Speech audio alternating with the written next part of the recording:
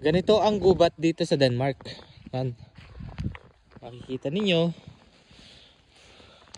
Puro bulaklak. Yan. Puro bulaklak.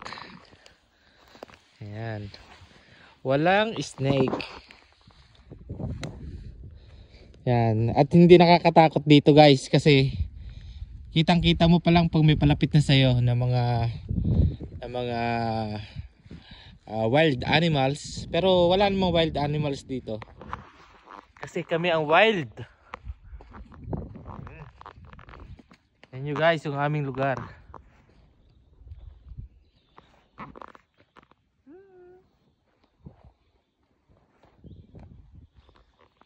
Yan. Ganda no? Ayan. Kaya guys kung mapunta kayo dito sa Denmark ay napakaswerte mo kasi ganitong lugar ang makikita mo. Ayan. Napakaganda. Napaka peaceful. Napakatahimik. Napaka safe pati.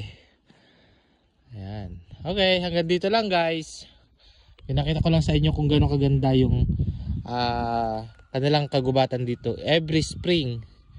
Yan. Actually hindi pa nagbo-bloom talaga totally lahat ng mga bulaklak, pero ito pang ano pa lang to, parang first month of spring. So yan, ganda 'di ba? Medyo makulimlim lang ngayon pero kung maaraw guys, makikita niyo na sobrang ganda ng paligid. Okay, mas maganda sa personal pa rin.